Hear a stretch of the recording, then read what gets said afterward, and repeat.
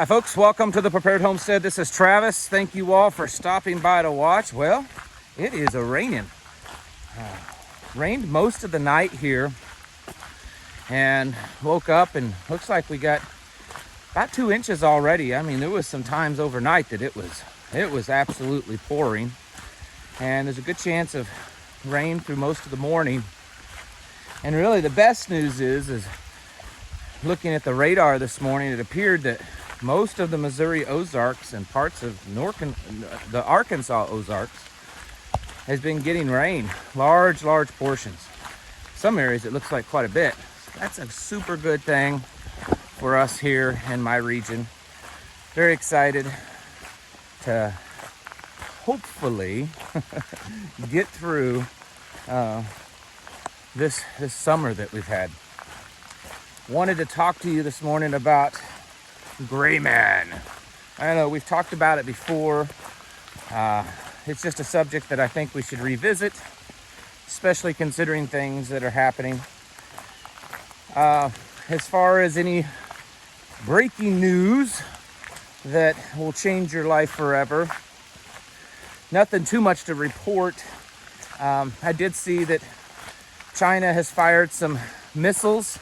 No big shock, but apparently some of them have landed within the Japanese economic zone, kind of their claimed area. So they're pretty upset about that. And China's also flown numerous missions with fighter jets into Taiwanese airspace. Apparently Taiwan shot some flares at a drone to chase it off. I don't know how you chase off a drone, someone not in it, but anyways, who knows? At what point does it go kinetic? But most likely something's gonna happen, more than what we're seeing.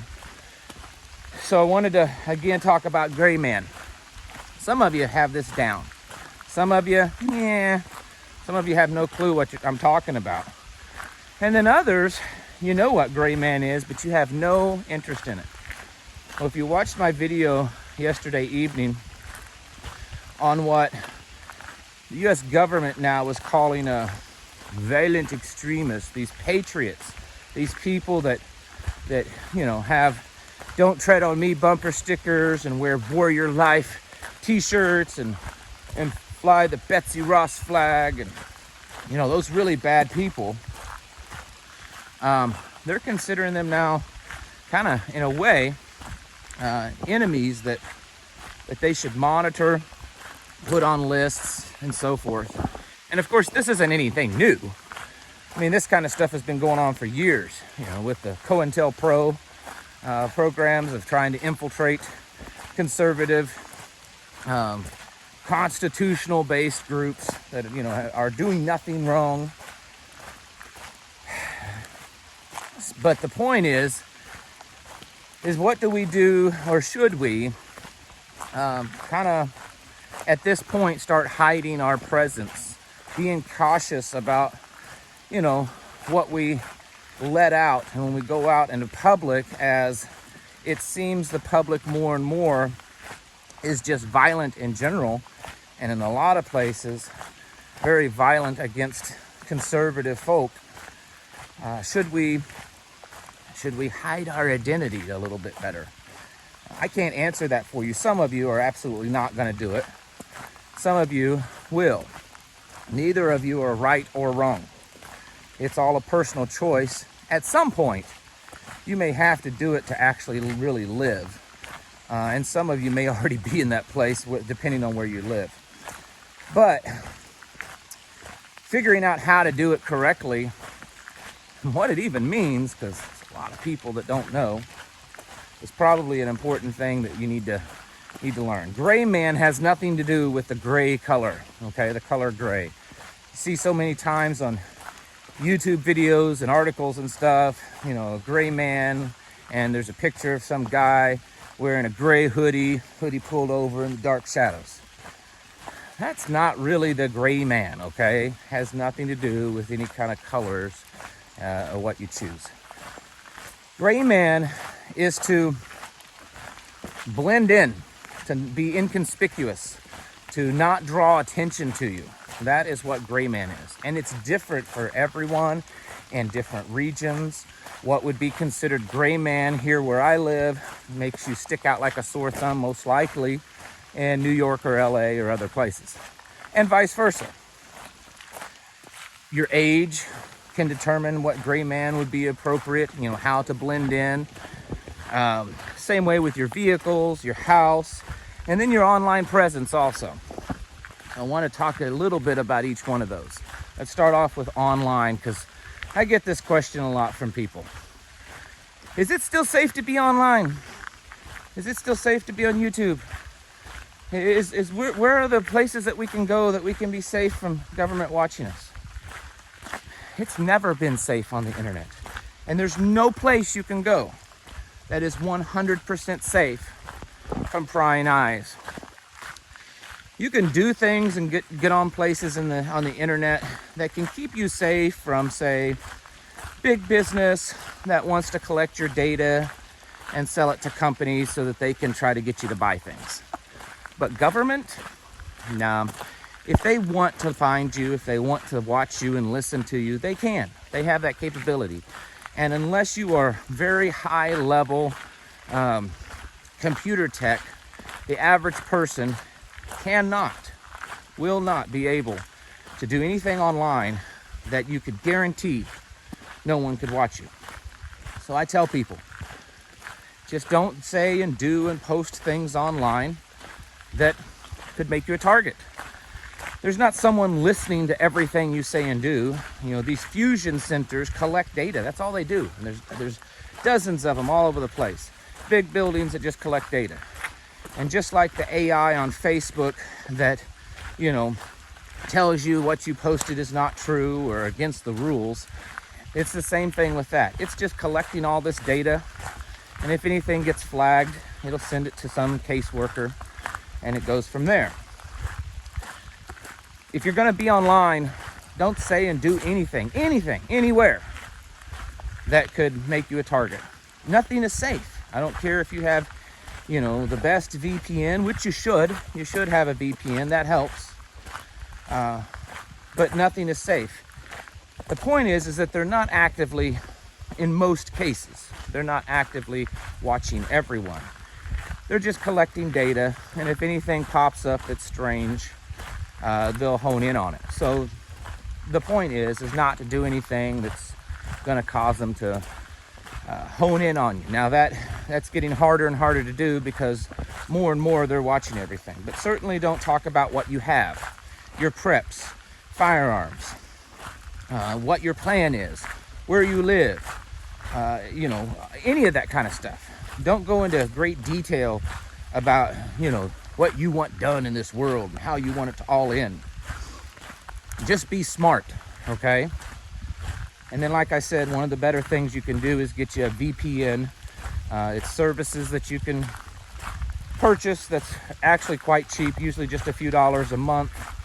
And what it does is it helps mask your online presence. It makes it a little bit more difficult for them to find you and watch you. That's the simplest way to put it. So that's your online stuff. Same way with email, anything online. You know, I use encrypted email as much as possible, but even that, they could take it out if they wanted to. Other things, your vehicles. I mean, this is pretty plain and simple. Don't have bumper stickers that tell everyone what you believe and what you are and where you are and all that kind of stuff. Not just, you know, pro-revolutionary Second Amendment gun kind of stuff. I'm talking like, you know, my child goes to Williams Elementary and is an honor student or whatever. Well, they know a pretty close area you live in now. You know, my husband plays golf at the such and such country club. All right, now they know where to find you. They know your vehicle. So don't do anything like that. And then also don't do anything to draw attention to you. You know, if this is what you want, don't be doing things to your vehicle that would draw attention to you and, you know, make your vehicle much more noticeable any kind of custom stickers or graphics or anything like that. Your vehicles and your clothing when it comes to Greyman should make you think of like 2005 Dodge Caravan. Just, you know, gets the job done and doesn't draw any attention to itself. Your person, this is where people kind of start to not be able to kind of figure out what they're supposed to do. Again, you're not supposed to draw attention to yourself. No loud, bright colors, bright prints, logos, you know, like clothing company logos and sports logos. You're standing in a crowd and you got a Cowboys baseball cap on, and you're trying to be all Greyman. There happens to be some guy over here that's a Cowboys fan too, and he comes over and he starts talking to you. You just failed. You know, now that he knows who you are, and if anything were to happen, and if he were to be questioned, he's like, oh yeah, that's that guy with that Cowboys hat that I was talking to. Keep everything subdued. Solid colors usually work. Don't make eye contact with people. Someone drops something, don't bend over and pick it up. Always be looking for exits. Always be looking for places for cover and concealment, which aren't the same thing. And then always be looking for suspicious people. Learn to train your focus on, you know, their waistband, where they might be carrying a weapon. Their eye contact and eye movement and facial expressions. Humans are really amazing at being able to read facial expressions. So do these kinds of things. And then, like I said, keep everything pretty low key, where you're not sticking out. And again, this is different for everyone. How I dress around my region to blend in, not gonna work for some of you. So just kind of think about what are the most commonly dressed, common styles that don't bring any attention, you know, not mohawks and pink hair and piercings all over your face. I'm talking just blend in, station wagon, you know, that kind of stuff. And that might work for you. I understand that not everyone is going to do this right now or feel it's necessary, but it's quite possible that we are getting to the day where we need to start really thinking about this a lot more. So, you know, start your plans. Another thing that I like to call tactical Greyman. So tactical Greyman is where you're dressing to blend in, but yet you're capable of going to town at a moment's notice because of what you're carrying and how you're dressed. So if I'm walking around with camo BDUs and I got my war belt on and I got my first aid kit, and I got my field knife, and I got my GI issued, you know, boots on and everything, walking around. Yeah, if something happens, I'm well equipped to go to town. Except I stick out like a sore thumb. So think about this, you know. If you're wearing dress slacks and hard flat sole dress shoes, and all of a sudden you had to start running, or you needed to walk home 10 miles in your necktie and your button-up shirt and your too tight skinny jeans and all that kind of stuff, it's not gonna be good.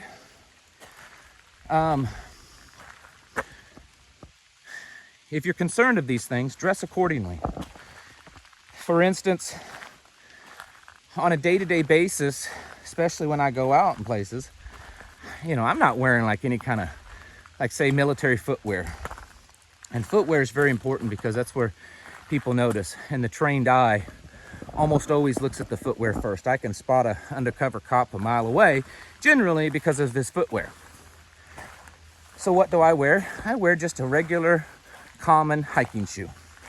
You know, the kind, this is rated, you know, it can run, you can hike, it's waterproof. And that way I blend in with my footwear. This is just an example. It doesn't stand out. I look like all kinds of other people wearing the same kind of shoes.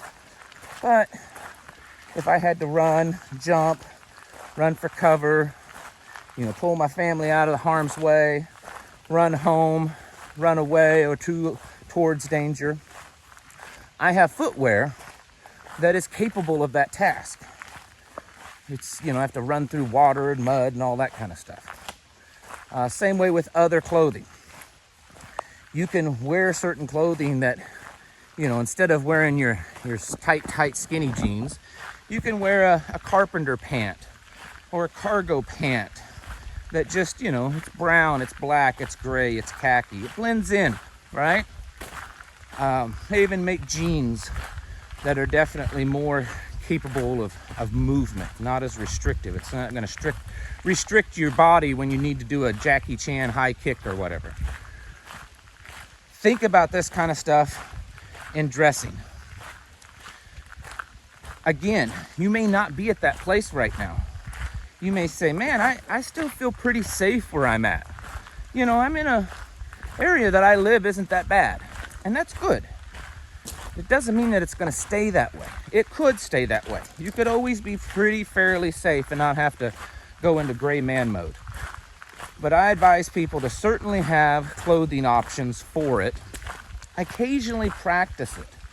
Even if you're dressed normal, you can practice the behavior of it by not making eye contact with people.